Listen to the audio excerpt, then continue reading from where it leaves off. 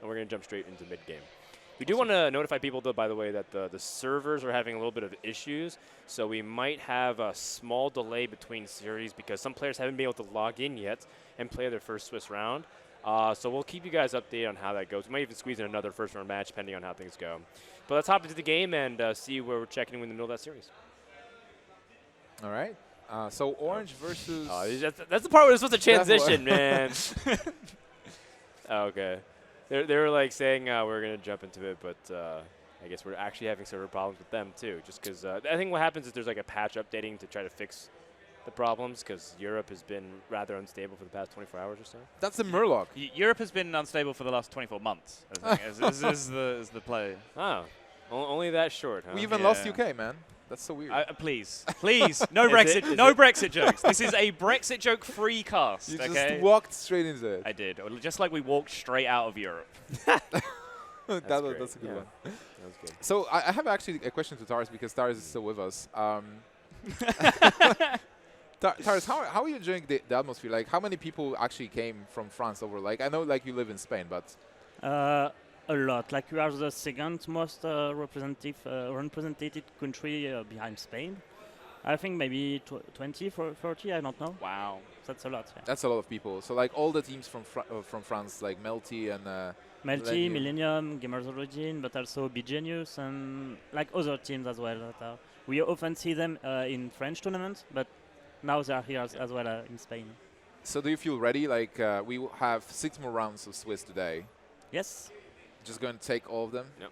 I don't know. Now that my shaman is revealed, maybe it won't work that good. I don't know. It's really hard. Like even if people expect you to play this shaman, it's really hard to really adjust your play style. Okay. Where's the game?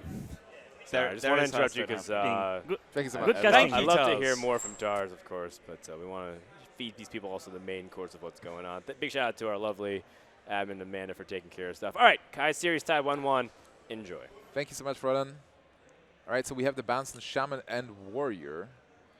Yep, Shaman and Warrior have gone down. It looks like we are getting a Yogg Druid mirror right now. You can see that glorious new Innovate animation glistening in the hand of Orange. Oh, Dethelor definitely has a much slower hand. Orange has pretty much exactly what you want here. Has the ramp with Wild Growth and Innovate, and has the mana to spend afterwards. Like, has the high resource cards to spend his mana afterwards. So Yeah, like basically having Violet Teacher, Innervate, and Coin, and Power of the Wild is the dream. It's the only question is when do you pull the trigger? But the best part is Druid normally doesn't have an answer to that kind of board. Nope. Spell Power Swipe is about the best thing they can do, and if you do it this early in the game, that requires some crazy innovates coming out from your opponent as well. So the earlier that you do it and still make an oppressive enough board, generally the better. So I'm almost certain that we will see Orange generating some sort of Violet Teacher board here. Just a matter of whether he uses the coin as well, like basically playing a 0-mana 2-2 with the coin.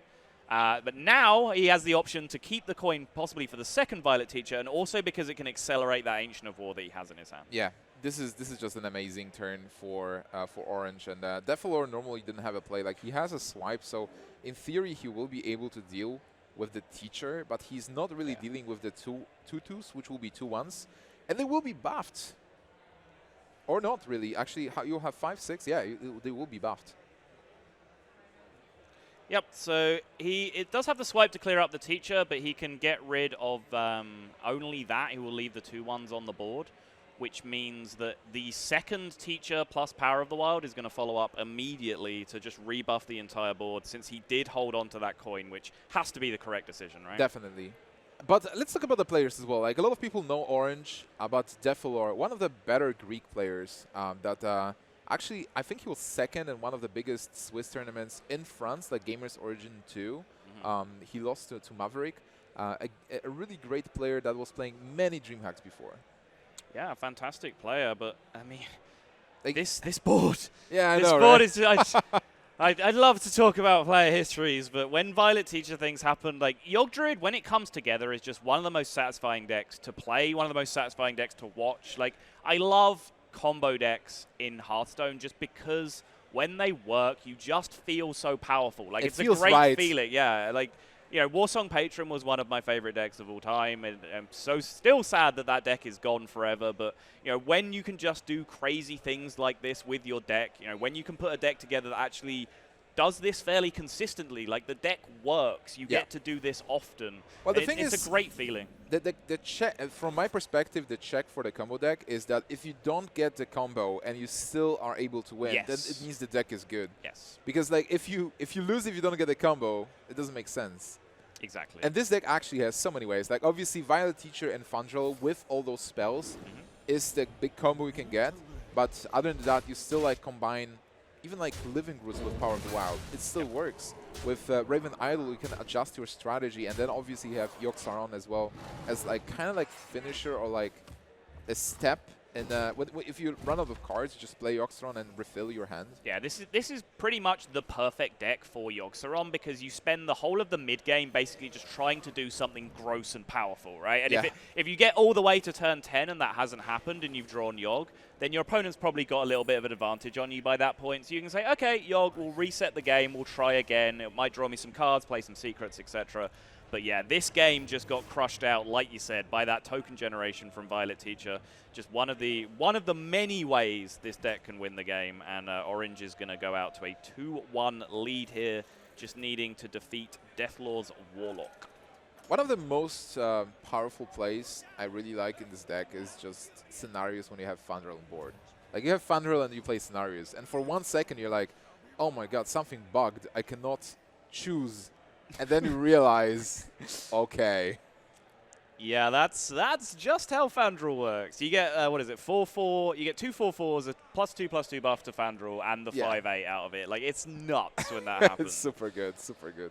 But Dethelor does have the Zoo deck here, which is one of the nice answers to Yogg Druid. It can generally just be annoying. Wow, Soggoth! The Slitherer. Interesting. That's incredible. So people have been messing around with builds of this deck, like changing what the 9-drop is, whether you play 1 or 2 of them. You know, basically like Cenarius or Onyxia, or maybe both. Orange seems to have his own idea, just get that big untargetable taunt in the way. Which, why would you put Soggoth into a deck for a tournament meta? Like, what decks are you aiming that at? Well, I guess if you don't ban Zoo, you ban Shaman. Soggoth is another taunt that you can play, but then like it doesn't really improve the Zoo matchup because versus Zoo you have to have a really good start. Yeah, and I think Soggoth specifically, like, its benefit is not being targetable by spells, right? Like, Zoo isn't going to blast it with spells. It's going to, like, power overwhelming a small dude and just bash through it, so... But that's just another taunt. Like, if you go Druid of the Claw into, like, Ancient of War, and then you have Soggoth on top of that, maybe that will stop. But then they normally have scenarios as well. Right. So maybe not actually targeting Zoo there. Maybe I think like one of the first things you point out is like possibly Rogue because it's just a nightmare for them to deal with. But are you expecting Rogue in this meta? I'm not expecting Rogue in this meta. So I think like he's expecting Warrior, Dragon, just countering Dragon Warrior with that because you cannot execute the Soggoth. You have to. That's true. Deal with it. That's a fair point. But here, just this is Zoo, and already Dethelor has a good answer for this free 2. On the other hand, like Orange, he is having the free 2s at least, so something to fight back early game. But then you need more, like you really need Fandral, you need like a good swipe to win versus Zoo. Yeah. You need so many things, like sometimes I'm even thinking about mulliganing away Wildgrove because it doesn't matter if I have more mana if I don't have the specific spells to be able to deal with the Zoo. I think that used to be the case with classic mid-range Druid, Combo Druid, which, by the way, calling old Druid Combo Druid is weird because this is Combo Druid that we're watching right now.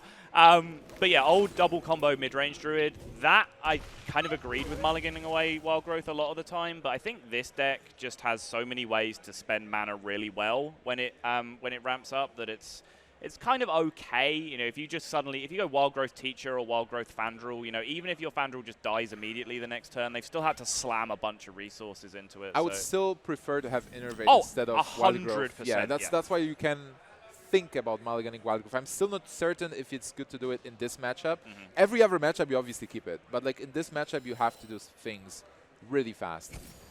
Innovate, Nourish for draw here. Oh no, he did ramp. It looked like he clicked draw to me. I was going to say, I kind of like the ramp here since you're staring at Soggoth the Slitherer. And you get the 2 extra mana back to hero power the 1/1. So definitely. Yeah. I sometimes even mulch the 2/4. It's a good mulch target. Yeah, it's a good mulch target. You do not create a 1/1 minion, and it does. It's kind of like a tempo play in a way, because then you will be able to play your 4-drops. But yeah, this matchup is really bad for Druid. We'll see like how Orange handles it. The Raven Idol will be very important, like what you get from it. And here for Dethelor, seems like an easy play. It's obviously Councilman, and then one of the 1/1s. Which one do you prefer? I like the Voidwalker, just protecting the Councilman, because this is a 6-mana turn, which means swipe hero power. Like so if you played Feral Squire, Rage? yeah, Feral Rage as well, but yeah, specifically like swipe hero power is what occurred to me. You know, swipe the Imp Gang boss hero power, the Councilman, not in that order because you'd take 1 extra damage, but still that 1/3 in the way means that you're protected from that hero power happening. And that innovate means that we have a Soggoth next turn if we want it. And there's Starfall, by the way, Yeah. to deal with this 1/5. And Starfall is a great card versus Zoo overall, and a great answer to the Forbidden Ritual as well. But you definitely need to deal with the Councilman, because Councilman can get out of hand really fast. Yeah, I mean, I love picking up Starfall off Raven Idol in this matchup. Like you said, primarily just for AoE. Like 2 damage to a Zoo board is nuts. So yeah, even for 5 mana, which is just an overcosted Well, not to consecrate. that board specifically. Right, but yeah, that's what I'm overall. saying. But yeah, you're absolutely correct. You need to have this big taunt stick. You're pretty much all in on this big taunt. So if you just leave the Councilman there and just let your opponent buff it up to like 7-8 power by the time that your 5/9 comes down, then, you know, really, like how much work Easy is it trade. actually going to do? Yeah. So here, good news for Orange, bad news for Dethelor. There is no PO, so this means that Soggoth might be troublesome, but we still have a couple of draws for Dethelor to be able to counter it, and he is on board already. Yeah, he's on board, and he takes the Elven Archer over the Possessed Villager, which means he could have been on board with a Death Rattle, but the Divine Shield is much the same thing. So he's on board. He doesn't really have the buffs to push through too explosively, but he does have those 2 minions in play that will at least respawn. So he will be able to get through and retain some sort of board presence. And this is troublesome, because you play Soggoth, but Soggoth can probably be killed. It's like 9 health. We have, what, like 4, 5, 6, plus 2, 8, 9 to kill it easily. Well, not really easily, because you lose most of your board, but still, you deal with it, and Druid only has 2 cards. The next turn is not Scenario's turn. Turn 8 is quite awkward. And then even for Yoxaron, there weren't that many spells cast. So I think he's casting Doomguard on this turn, almost certainly. It looks like his only real way to, like, maintain real initiative on the board while trading through this. So you play Elven Archer to do 1 damage. So your 1 damage with the Elven Archer preserves a Divine Shield, right? So it'd be 1 damage to 8. The Doomguard would put it down to 3.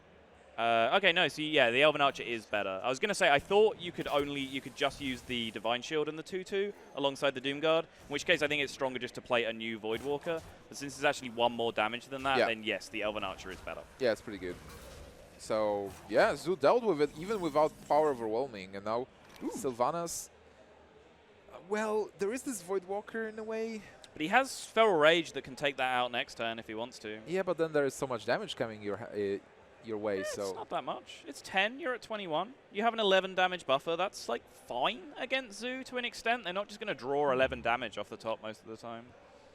yeah, especially in the Doomguard version. Yeah, exactly. But still, you cannot really deal with this board. I mean, Sylvanas is not bad, obviously. Yeah, I mean, you can't deal with this board whatever you do. That's the problem, right? So Sylvanas just kind of has to be the play. I think the decision is like Power of the Wild for the 3/2 or gain the 1 life. Like, does the 1 life really play around anything? I don't think so. Not really. So yeah, the extra 3/2 on board just seems fine. There's not a great trade on the board for a 3/2. There's the Imp Gang boss, which starts spawning more 1/1s, which, since you've just played Sylvanas, you don't really want it to do. So that might be the consideration for Orange here of just not playing it. I think you keep 3/2 for now, but Alchemist. Alchemist is interesting. You can actually swap your Doomguard after the attack. Like, attack first, then swap the Doomguard to have minions that will not kill Sylvanas. Right. It's a cute play there.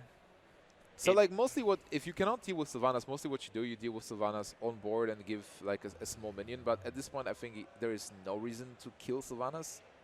Just going for face makes a lot of sense.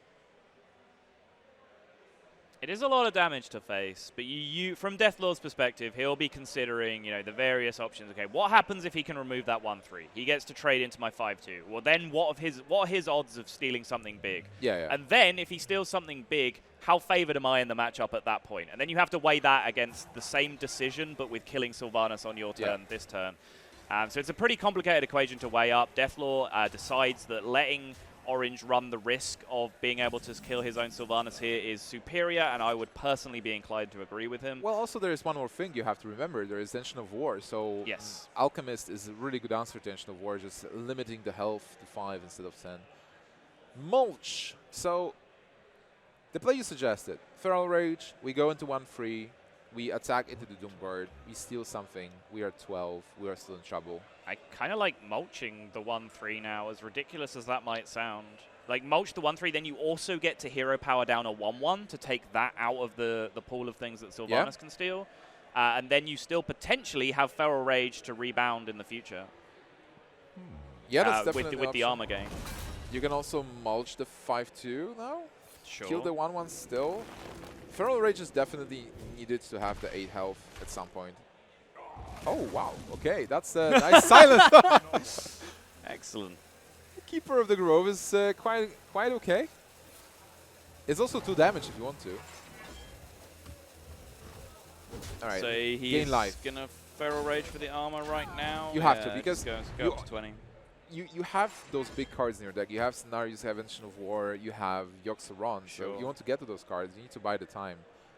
Yeah, so I like this. Orange thinks he has enough time here, so essentially by making the play with the mulch and killing your Sylvanas the turn before, you kind of solve the Sylvanas problem for your opponent, right? Now, at this point, he still has the Sylvanas problem to address. So I think actually what Orange ended up doing here is actually stronger, being that you can just immediately cast the Feral Rage and get out of range. Yeah. Then yeah, this looks a lot stronger.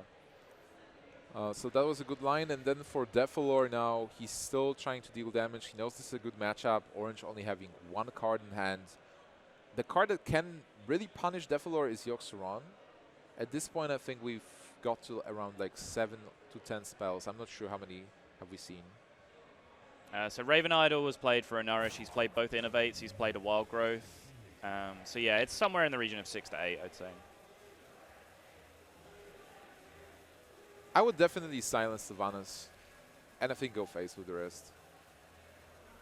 Yeah, I don't see anything wrong with that line of play. Wow, he's going to use Corruption, Forbidden Ritual. Interesting. Just building a bigger board and using Keeper to silence its taunts. So yeah, but you've already made the point. He already has Crazed Alchemist in hand, so he has one potential answer. Not a perfect answer to Ancient of War that you see being drawn immediately. Yeah. But he does have an answer, so I can kind of just just silencing the Sylvanas. Yeah, I don't like it. I don't like Corruption, actually, because now Sylvanas can kill one of the minions, kill the Imp Gang Boss, you don't get anything. And then if there is a swipe being drawn, you almost lose the board. Let's say there is a swipe. If he will have swipe earlier, you can clear the board and steal the Imp Gang Boss. I think Dethelor knows that 1 card remaining in Orange's hand wasn't swipe. It's just a question of did he expose himself to losing the game to top deck swipe unnecessarily? Yeah. Did the play he make really change what swipe would do to his board? Yeah, I think so, right? Because he wouldn't have committed the Forbidden Ritual. He would have had an extra 2/2 on the board that wouldn't have died to swipe. And Sylvanas is still troublesome if it steals the Imp Gang Boss, because then you lose the damage there. And it's, yeah, I mean, 2 out of 5 to still Imp Gang Boss. It's not terrible odds. I mean, this can happen. It's still not a bad situation for Dethelor. Nope. Yeah, just doing the tentacle. So now with the silence, he has 11 damage. That's a lot of damage there. Can he actually... No, he can't play everything this turn. Yeah, he can't tap for more damage either. I'm not even tapping. Just Crazed Alchemist can swap the stats of the 2/4. And then you have a 4, it's 2 damage, essentially, right? Sure. Yeah, is being essentially rewarded for holding on to the silence here, since the 5/10 did come down. He does get to just ignore it completely instead of having to send the 5 damage into it. Orange gives out the little smile as to his mulch luck there, giving his opponent the answer to the big taunt. But Dethelor's line has definitely worked out for him, but it was a game that he was extremely favored in regardless with the situation of the game. So the question that I think is important is, did I turn a game that was like 99% favored to win? Did I give him that out of top deck swipe when I didn't need to? Exactly. And that's Orange with the Druid of the Claw cannot do much. He's still able to like survive one turn if he... Can he actually survive? He can make a 7 health taunt and take maximum 2 power off the board while gaining 1 life. So he would be at 12, and there would be 5. In theory, he is alive. In theory, yes. he's alive, but there is a lot of cards that can actually buff the minions on the Zoo side. So Yoxaron, if there is nothing being drawn, Yoxaron is still a possibility. Yeah. But Yoxaron with this many spells cast and you being at such a low health total, I mean, this being is at the same one. equation. Yeah, when I say he can take max 2 power off the board, that was just for calculation purposes. This is the same equation. Taking Yeah. 5 power off the board and taking 5 damage is the same thing. and that would be it. So Dethelor is defeating the Yoxaron Druid, which means Orange will have to go with the Shaman versus the Zoo. And I don't know what that Shaman is, but if it's not a Conceit Shaman, that might be troublesome for Orange. It definitely will. I don't think the aggro Shaman versus Zoo matchup is probably one of the most commonly played in the game. It's one of the most discussed in the game. I don't think it's as favored for Zoo as a lot of people would have you believe. I think it's definitely winnable for Shaman. They have the early game that can contest it quite well if they put the decent draws together. You know, going first and playing turn 1 Tunnel Trog, you're in a really good spot most of the time. Unless they answer with specifically Flame Imp. You need the follow-up, I think. Never mind, this is mid-range. This is mid-range. I actually think Zoo is more favored against mid-range Shaman than it is against Face Shaman. Why? Why is that? Because mid-range Shaman is just too slow. Like, Zoo can just beat Lightning Storms. Like, people focus too much on Lightning Storm being like what this matchup lives or dies by, and it just really isn't. Like, even without the death rattles, Zoo can just put themselves far enough ahead on the board and then say, all right, Storm. You still have Divine Shields, and it's hard to build. Like it's easy to defeat the first Storm, but if there is a second Storm, it might be troublesome. Like double Storm, like double consecutive Storm is troublesome for Zoo. Sure. I mean, yeah, like to the extent where after you've seen one, you go in a lot more aggressively against the second one. So then if the second one happens, it can be more backbreaking. Yeah. If you wanted to play the long game against double Storm and just never give your opponent like a backbreaking Storm, you can do that. Like it works. You can still win the matchup that way. So I think Zoo's pretty comfortably favored in this matchup. Yeah, I agree with you for sure. Definitely would like to play Zoo in this spot because like Zoo is so good with keeping the board.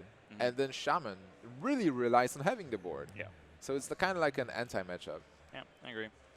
The double thing from below draw alongside a decent start, at least starting with Tuskar Totemic, is reasonable though, but Dethelor just coins out the Forbidden Ritual straight away here, loads up on power on board as early as turn 2. So you know he's saying Storm already. Like he's saying, you know, this is what I'm saying is that he's made this board that demands a Lightning Storm. If it gets Lightning Stormed, who cares? He has the refill there already. True. And another very good totem from Orange, but I like the hero power last turn to be able to reduce the health of the thing from below, because one thing is really easy to deal with if you're a Zoo, like mostly with just 1 power overwhelming. Yep. But if you just slam 2 of them on 1 turn, you have the slight chance of taking away the board. So yeah, trade the... Ooh, not sure about this. Interesting. So, I mean, just a slight positional thing that I disagree with, which is, you know, one of the most interesting talking points with Zoo, really, is that... But with the Voidwalker, it makes a lot of sense. I would have engineered this turn so that the Voidwalkers were directly next to the Direwolf, because you potentially want to ignore the next minion that gets played, which means that they will then have to attack into the buffed taunts that are next to the Direwolf, or at least have the dog on one side with the 2 tentacles to the other side. So you have the taunt being buffed by the dog, and you still have the option to daisy chain the 1/1s on the other side of the dog. But this is symmetrical. I mean, that's important too, Nimsh. And what else is important is drawing Lightning Storm, which he did pick up.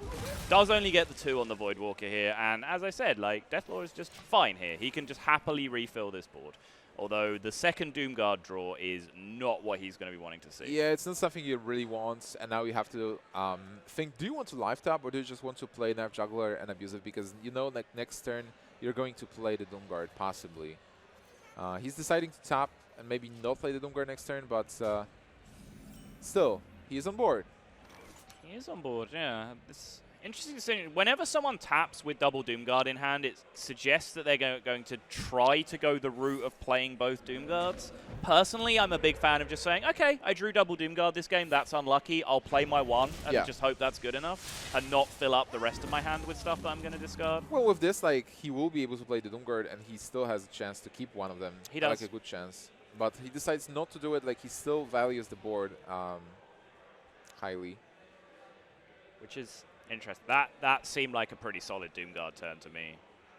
It wasn't bad, but then you expect Hex, possibly. So maybe you still want to have, like, more minions on board. Like, you are trying to have more cards to be able to... That's the problem with Lightning Storms. Like, you want to have more small minions on board to have a second Storm come and then, like, have, again, more minions. So I actually like tapping from Dethelor's perspective. Just filling his hand with minions. And then you just drop the Doomguard as, like, the 5th minion on board. Or 4th minion. But we're getting to the point where Orange would have enough mana where, you know, if you're scared of Hex, then you're giving him credit for having Hex in his hand. If you're scared of Lightning Storm, you're giving him credit to have Lightning Storm in his hand.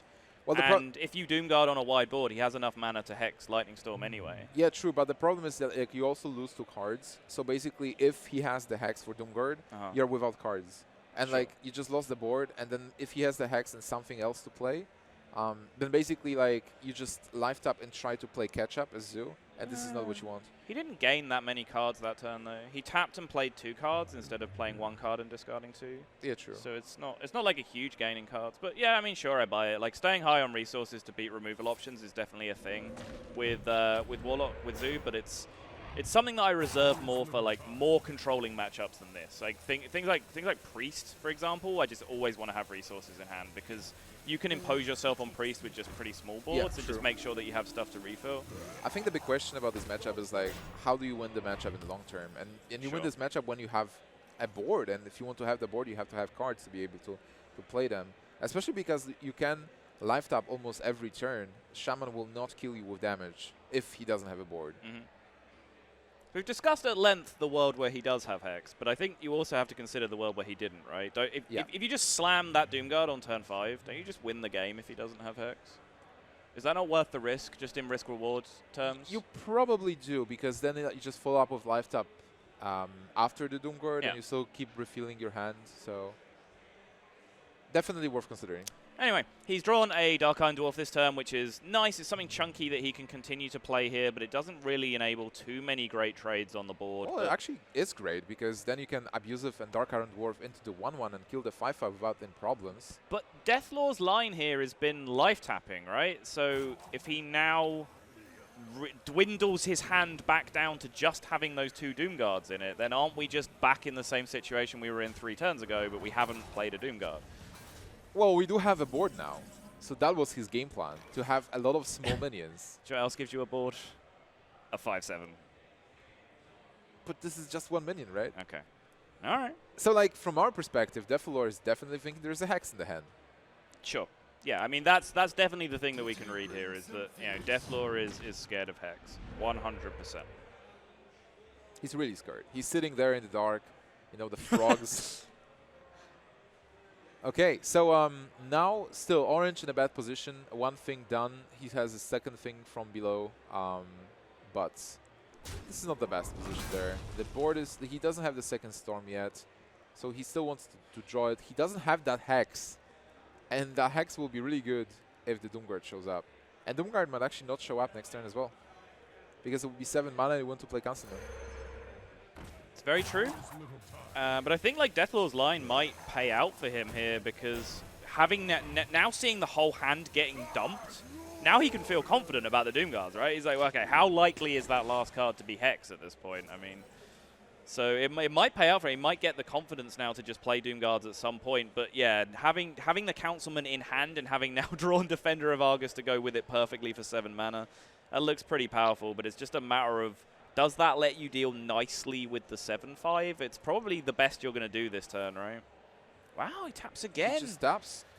So he is going for the Doomguard, apparently.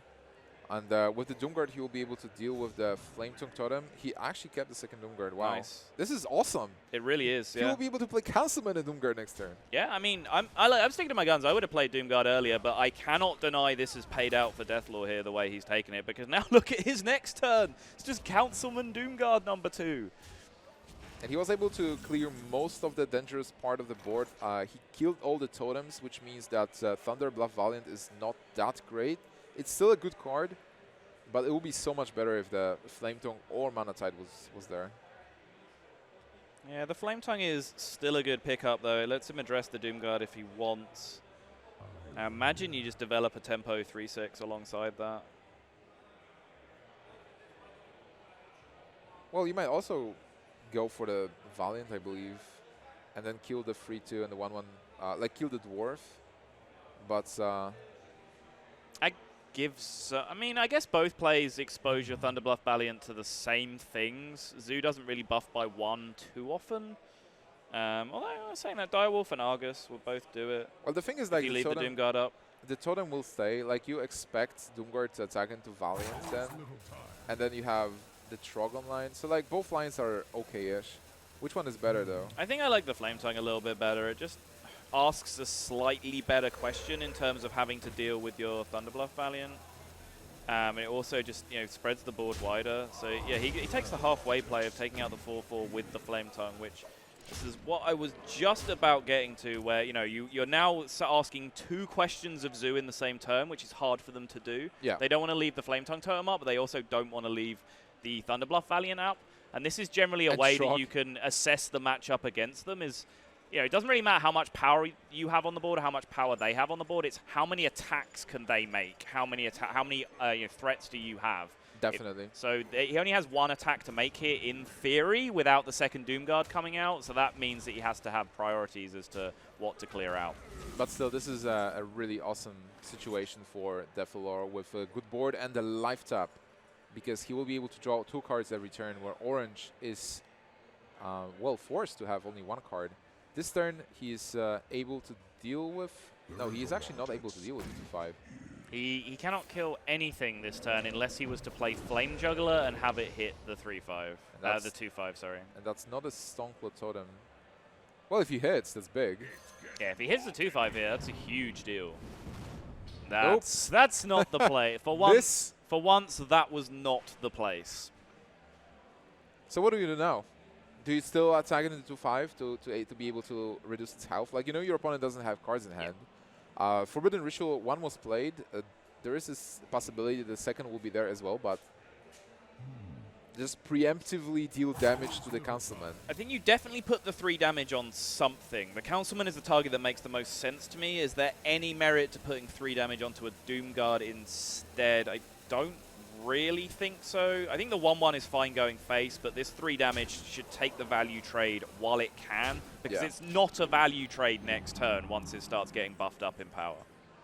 And there is a power overwhelming that's not that great, but it might be okay actually to kill the second Thunderbluff Valiant with the Councilman, and then you kill 1 Valiant with the 5/7, you kill the 2/3 with the 5/6, and you play Flame Imp and you almost clear the board and you deal with the threats.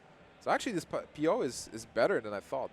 Yeah, the PO's okay. It doesn't feel good, right? You never want to power overwhelming a Councilman. You want to power overwhelming, a possessed villager, sometimes a squire, but jamming it on your 3-drop doesn't feel like the best thing in the world. But in terms of what it does to the board state, it's actually a pretty effective card. And that's basically it. Orange left with the 4/2 totem, which is still okay with the 1/1, but slowly losing the board. If he picks something like Storm, is it? Because the only card draw in this deck is Mana Tide Totem.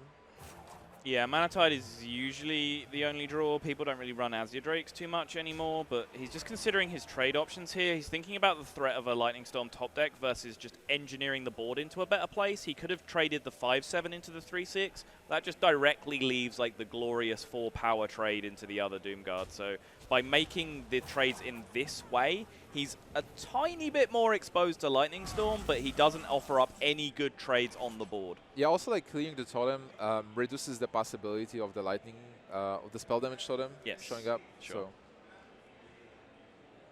So Hex is drawn, but Hex is drawn after basically every big minion in Zoo has been played, and they've all already got value. So a little bit late to the party for the Hex, but still it'll allow him to address some of this board state. He's going to have trouble going 1-for-1 with Dethelor from this point, because Dethelor's just going to be able to life tap. So Yeah, 1-for-1 cards like Hex are not what he needs here. He needs better than that. There's still a chance for a Sea Giant from that list.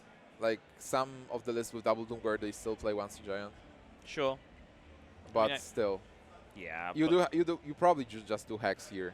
I mean, to deal with the your Warlock opponent is also at 13. I don't know what form of burst damage, if any, Orange is playing in his deck, whether there's a Doom Hammer, how many Fire Elementals there are that can go face this sort of thing, but he was probably also considering his options of putting some damage on the face just to try and take away the life tap a little bit, so you don't get to tap too much this game. But in the end, he just decided to take the trade. You know, like a consecutive Doom Hammer into Storm draw can still win this game for Orange, but that's basically it, I think. Yeah, and it's questionable whether Doomhammer's even in the deck. Doomhammer was originally in standard format a staple even in the mid-rangey lists, but people have started to remove it moving forward because there's just so much Harrison, and getting Harrison as a mid-range deck is just so much more brutal than getting Harrison as a aggro deck a lot of the time. Really tough. Especially because as an aggro deck, you still have a second Doom Hammer and just go face. Like, your opponent has limited amounts of mana every turn. Right. As an aggro deck, you can put your opponent in positions like, sure, if you want to spend 5 mana here on destroying my weapon, then I still have like 6 power on the board that's going to hit you in the face next turn. Exactly. This is a nice board for the Zoo. Dethelor is still probably afraid of the Lightning Storm, but at this point, like, knowing your opponent is drawing from the top, you just have to go all in and just win this game as fast as possible, because you're at 8. You're at 6 now. Yeah. I mean, this is brave. He understands that he thinks he still needs cards to win this game, which is probably accurate. He puts his opponent to 16 this turn. So 3, 6, 8, 10. Yeah, I mean, this extra card that he just life tapped into means that he's threatening lethal now on the following turn. So only a Stoneclaw Totem. Was Stoneclaw Totem even enough all of the time? It's not, right? Because of what the Knife Juggler can do. So this means that Dethelor is going to win this game and win the match as well, winning versus Orange. And when we tuned in, it looked so good for Orange with his Cthulhu, not Cthulhu, like Yogg-Saron Druid. Right, he was in an awkward spot though. I think, like, even though he was ahead in the game after he won that Yogg Druid game, he then had to send Yogg Druid into Zoo, which is unfavored, and then that means he would end up with Shaman against Zoo. So, you know, even though he was ahead, the matchups weren't really working out in his favor. That is going to be the end of the game. Dethelor is going to win the series, so I assume we'll get to have a word with him at some point, and we can talk to him, Nimch, in detail about his plans with Doom Guards. Great. Yes. And Frodan is with us. And Frodan, what do you think about it? There is Zoo and Shaman, and Orange brought this Yogg-Saron Druid, but it is kind of weak versus Zoo. And then Shaman is also, like, the Shaman that Orange brought is weak versus Zoo. But he banned Shaman himself. Yeah, it's interesting because I know a lot of people are starting to not ban Shaman really at all. And they ban Warrior and Warlock instead, just because they feel like their matchups are more polarizing. And there's more rise of Shaman counters, as you see that people even are gravitating away from aggro Shaman. They want to play mid-range Shaman because they feel like its matchups across the board, considering the ban, are actually better. So I can't necessarily say I agree fundamentally with how the series began with how banning Shaman, but in the end, you're crafting your own lineup so you know it better, and you're coming in with a game plan. And oftentimes, the real mistake is questioning that game plan going into the series. You start saying, like, you know what, maybe I don't want to ban Shaman even though I built my lineup to ban Shaman. That's where you really mess up. So if Orange came in with that series game planning, like, you know, I want to ban Shaman, then I don't think that's necessarily incorrect. All right, so it looks like Dethelor is coming in here. You may have seen him walk briskly past the camera, and now he is here. What's up, man? A very, very tense series, so need to recover a bit. Sure. So just walk us through some of the mindset that you had. I mean, were you aware of, like, the kind of decks Orange would bring and what he would ban?